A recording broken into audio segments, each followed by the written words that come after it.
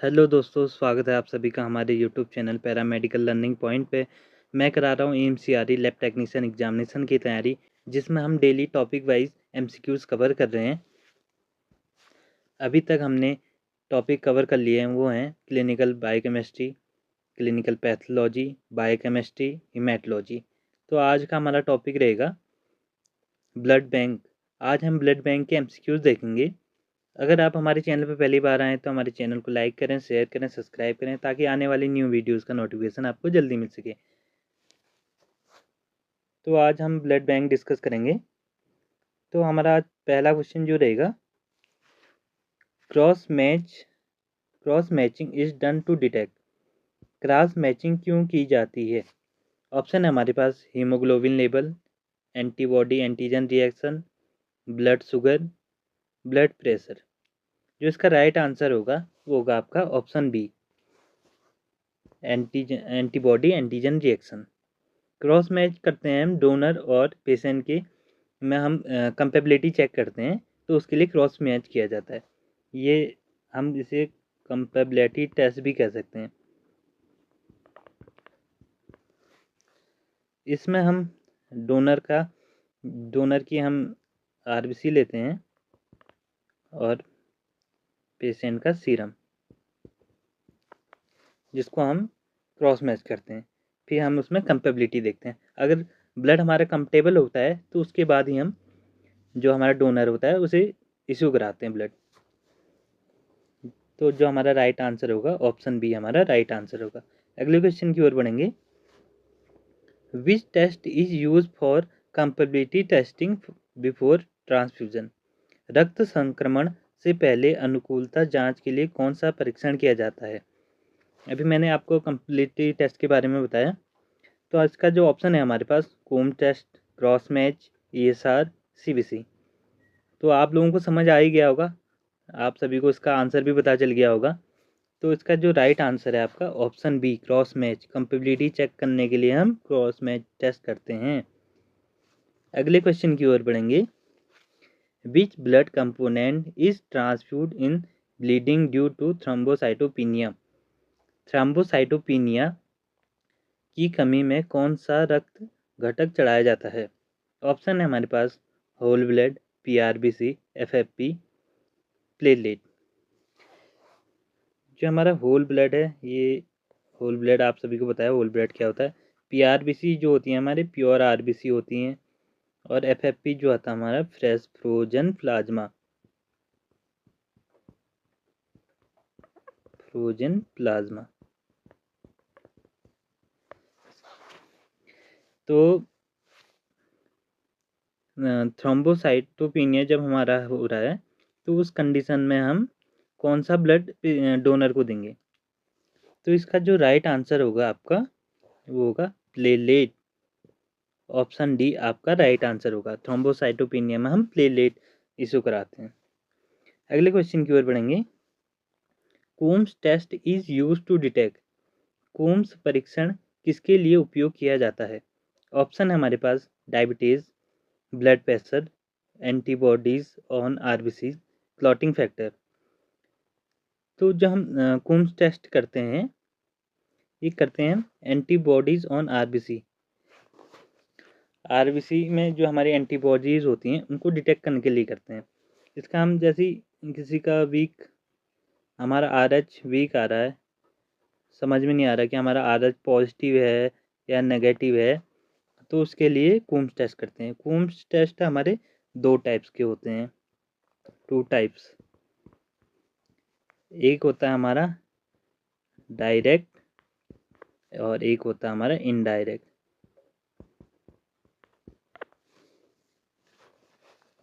तो जो इसका राइट आंसर होगा आपका वो होगा ऑप्शन सी। ऑप्शन सी आपका राइट आंसर होगा। अगले क्वेश्चन की ओर बढ़ेंगे। What is the minimum haemoglobin level required for blood donation in India male. भारत में पुरुषों के लिए रक्तदान हेतु न्यूनतम हीमोग्लोबिन स्तर कितना होना चाहिए? ऑप्शन है हमारे पास 10 ग्राम पर डीएल, 12.5 ग्राम पर डीएल, 13.5 ग्राम पर डीएल, 11.5 ग्राम पर डीएल। जो हम ब्लड डोनेशन के लिए मेल की बात करें तो जो हमारा हीमोग्लोबिन लेवल होना चाहिए वो मिनिमम होना चाहिए हमारे 12.5। ऑप्शन बी आपका राइट आंसर होगा। अगर इससे कम है आपका हीमोग्लोबिन तो उस कंडीशन में हम ब्लड डोनेशन नहीं लेंगे। तो आपका ऑप्शन बी आंसर राइट होगा। अगले क्वेश्चन की ओर बढ़ेंगे। Which anticoagulant is used in blood bags? Blood bags में कौन सा एंटीकोगुलेंट उपयोग किया जाता है? ऑप्शन है हमारे पास EDTA, sodium citrate, CPDA1, heparin. जो हमारे ब्लड बैग्स के लिए एंटीकोगुलेंट यूज होता है वो होता है हमारा CPDA1।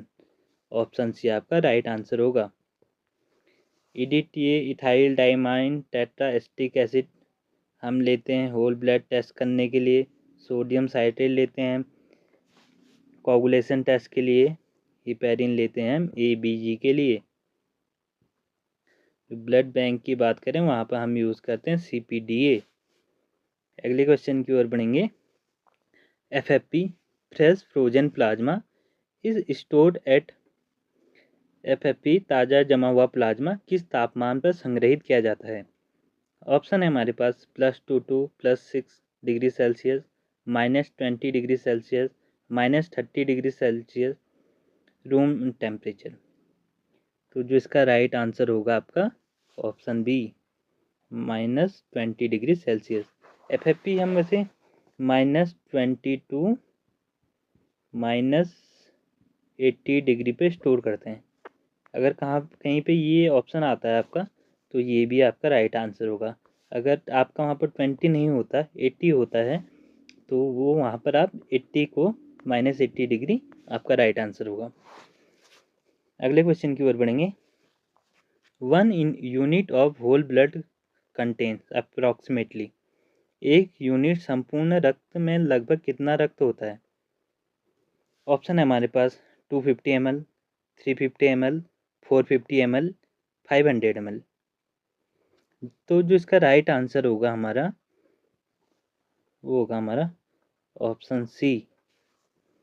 ऑप्शन सी आपका राइट आंसर होगा 450 ml। और बात करूँ हमारे ब्लड बैंक में 350 ml भी लिया जाता है, 450 ml भी लिया जाता है। ये वेरीज करता है डिफरेंट ब्लड बैंक्स पे, वहाँ पर कितना वो लोग लेते हैं। तो जहाँ पर ये दोनों ही आंसर राइट हैं यहाँ पर आपके। अगर इनमें से कोई एक आंसर होगा तो वहाँ पर आप 350 या 450 कोई भी होगा।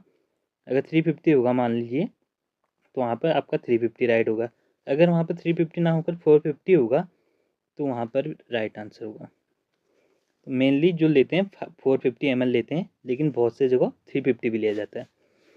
अगले क्वेश्चन की ओर बढ़ेंगे। Platelets should be stored at. Platelets को किस तापमान पर संग्रहित किया जाना चाहिए? ऑप्शन है हमारे पास -20 degree Celsius, 2 to 6 degree Celsius, 20 to 24 degree Celsius, room temperature. जो हमारा प्लेटलेट स्टोर करते हैं हम 20 to 24 डिग्री सेल्सियस पर स्टोर करते हैं। ऑप्शन सी आपका राइट आंसर होगा। अगले क्वेश्चन की ओर बढ़ेंगे।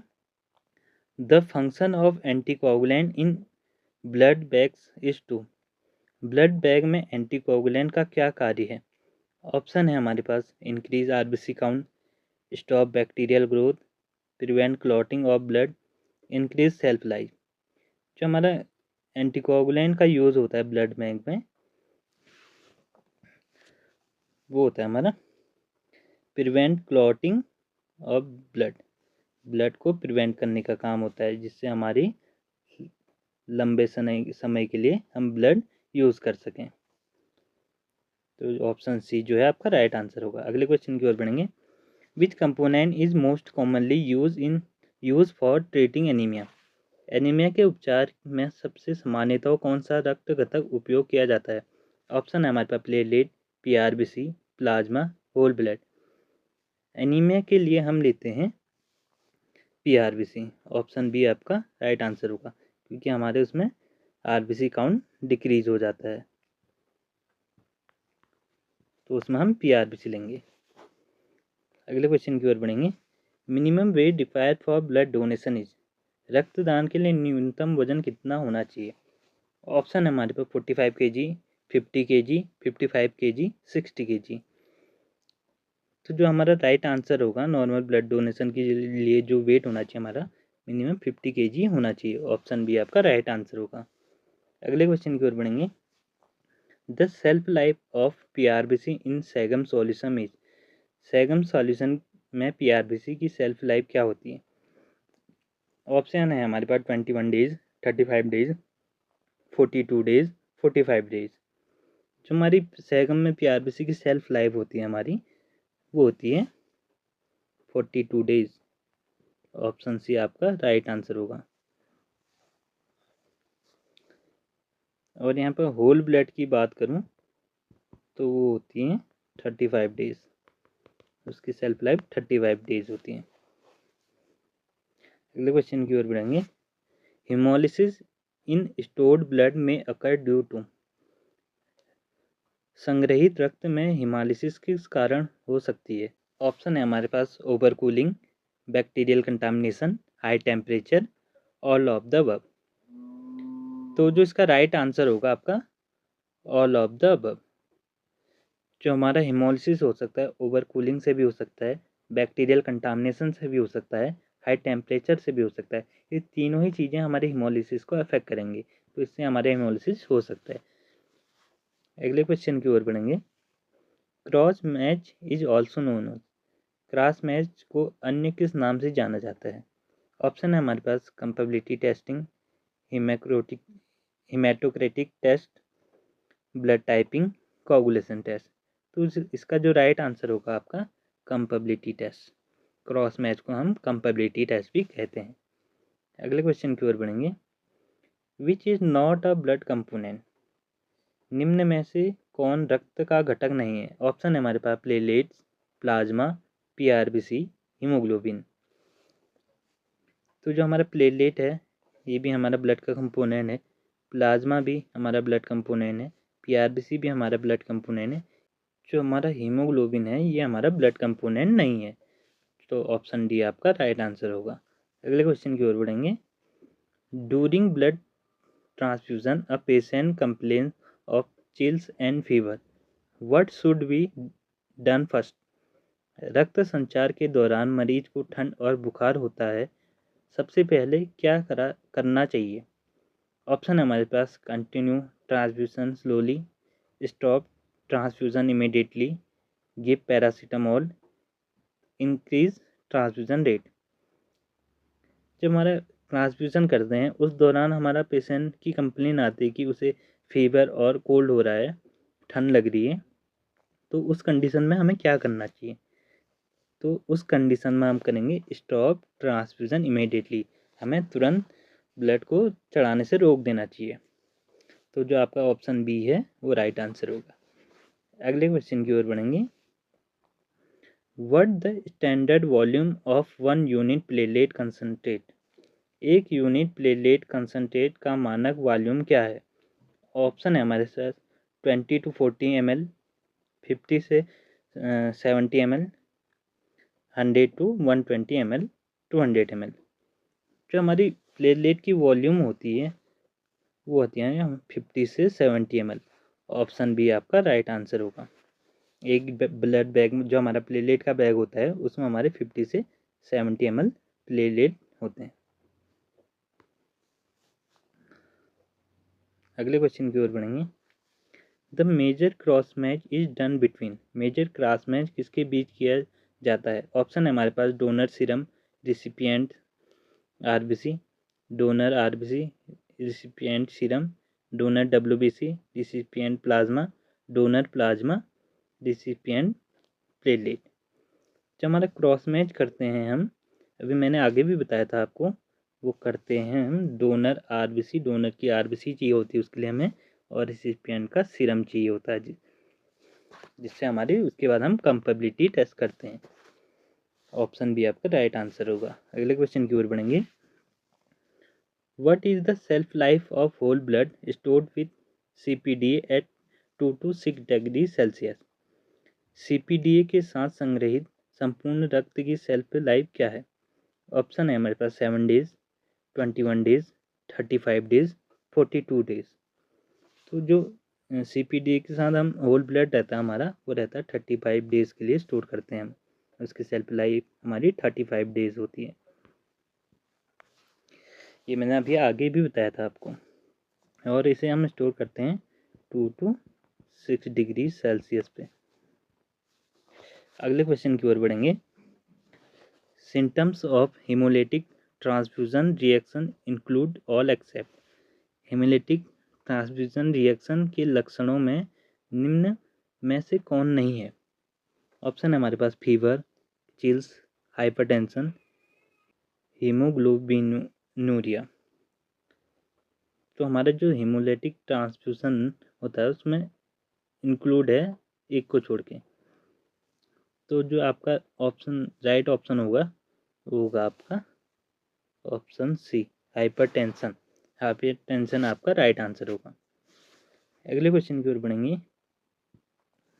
What is the shelf life of platelet concentrate at 22 degrees Celsius with agitation? 22 degree पर हिलाते हुए प्लेटलेट कंसनट्रेट की सेल्फ लाइफ क्या है? ऑप्शन है हमारे पास 5 डेज, 21 डेज, 35 डेज, 1 ईयर। तो जो आपका राइट आंसर होगा वो होगा आपका ऑप्शन ए, 5 डेज के लिए हम प्लेटलेट को स्टोर करते हैं। हमारे प्लेटलेट की जो सेल्फ लाइफ होती है वो होती है 5 डेज। अगले क्वेश्चन की ओर बढ़ेंगे। Fresh frozen plasma FFP must be frozen with in how many hours of collection? Fresh frozen plasma FFP को संग्रह के कितने घंटों के भीतर फ्रीज किया जाना चाहिए? ऑप्शन है हमारे पास 6 आवर, 12 आवर, 24 आवर, 48 आवर। तो हम FFP को फ्रोजन करते हैं, वो करते हैं हम 6 आवर। ऑप्शन ए आपका राइट आंसर होगा। 6 घंटों के भीतर आपने उसे फ्रीज में रख देना है, फ्रीज कर देना है। तो जो ऑप्शन ए है आपका राइट आंसर होगा। अगले क्वेश्चन की ओर बढ़ेंगे। Buffy coat contain mostly. Buffy coat में मुख्य रूप से क्या होता है? ऑप्शन है हमारे पास RBCs only, WBCs and platelet, plasma, haemoglobin. WBC जो हमारा बफी कोट होता है, बफी कोट होता है क्या है ये समझिए। जब हम ब्लड बैग है हमारा ये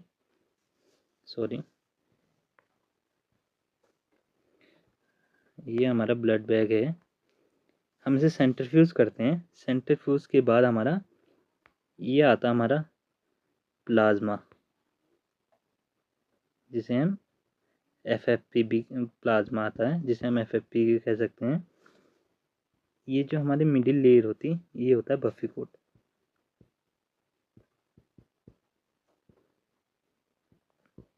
और जो नीचे सेटल हो जाती है हमारी RBC, जिसे हम PRBC कहते हैं। ठीक है, ये बफी हम प्लाज्मा सेपरेट करते हैं, उसके बाद हम बफी कोट को निकालते हैं। बफी कोट से हमारा क्या बनता है? बफी कोट से हमारी बनती है प्लेटलेट। तो जो बफी कोट है हमारा उसमें मेनली क्या होता है, कंटेन जो होता है वो उसमें होती है हमारी WBC and platelet. Option B आपका राइट आंसर होगा। ऑप्शन बी आपका राइट आंसर होगा। अगले क्वेश्चन की ओर बढ़ेंगे। Which component is mostly suitable in severe anaemia with normal platelet count? गंभीर एनीमिया में जब प्लेटलेट सामान्य हो तो कौन सा घटक सबसे उपयुक्त होता है? ऑप्शन है हमारे पास whole blood, platelet concentrate, packed cell, packed RBC, fresh frozen plasma. तो जो इसका राइट आंसर होगा आपका, तो ये है आपका right answer, packed RBC, PRBC। Question को समझिए। विच component is most suitable in severe anaemia? Severe anaemia वाला पेशेंट है तो उसको कौन सा कंपोनेंट सुटेबल करेगा? जब उसके प्लेटलेट काउंट जो आ रहे हैं उसके नॉर्मल आ रहे हैं, तो उसमें हम एनीमिया में क्या होता है आपके RBC डिक्रीज हो जाती हैं, तो उस कंडीशन में हम क्या देंगे उसे PRBC देंगे। अगले क्वेश्चन की ओर बढ़ेंगे। What is the typical time and speed for soft spin centrifugation for whole blood. संपूर्ण रक्त के लिए शाफ्ट स्पिन सेंट्रीफ्यूगेशन का सामान्य समय और गति क्या है? ऑप्शन है हमारे पास 5 minutes at 1000 to 2000 RPM, 15 minute at 3000 RPM, 10 minute at 5000 RPM, 20 minute at 1500 RPM। तो इसका जो राइट आंसर होगा आपका वो होगा option A, 5 minute at 1000 to 2000 RPM। अगले क्वेश्चन की ओर बढ़ेंगे। Which component is prepared by centrifugation at 4 degree Celsius and 5000 RPM for 10 minutes. कौन सा घटक 4 डिग्री सेल्सियस और 5000 RPM पर 10 मिनट सेंट्रीफ्यूगेशन करके तैयार किया जाता है? ऑप्शन है हमारे पास plasma, platelet, packed red cell, cryo precipitate. तो इसका जो राइट आंसर होगा आपका वो होगा ऑप्शन डी, क्रायो प्रिसिपिटेट। अगले क्वेश्चन की ओर बढ़ेंगे। Cryo precipitate is separate by centrifugation FFP at. Cryo precipitate को FFP को किस परिस्थिति में सेंट्रीफ्यूज कर प्राप्त किया जाता है? ऑप्शन हमारे पास 4 degree for 10 minutes at 5000 RPM, 22 degree Celsius for 5 minute at 2000 RPM, 37 degree Celsius for 15 minute at 1000 RPM, -18 degree Celsius for 5 minutes. तो जो इसका राइट आंसर होगा आपका option A, 4 degree Celsius for 10 minutes at 5000 RPM। अगले question की ओर बढ़ेंगे। Landsteiner discovered which blood group system. Landsteiner ने कौन सा रक्त समूह सिस्टम खोजा था? ऑप्शन है हमारे पास ABO, RH, कैल और डफी। तो जो लैनिस्टर ने हमारे डिस्कवर किया था ब्लड ग्रुप का वो किया था ABO blood group. Option A आपका राइट आंसर होगा। अगले क्वेश्चन की ओर बढ़ेंगे। Allergic transfusion reaction is treated with. Allergic transfusion reaction का इलाज किससे किया जाता है? ऑप्शन है हमारे पास स्टेरॉइड्स, एंटीहिस्टामिन्स, एंटीबायोटिक्स, इंसुलिन।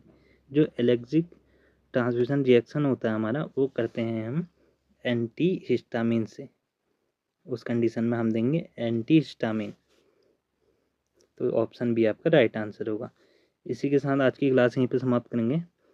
कल की क्लास में देखेंगे हम नेक्स्ट टॉपिक पे MCQs।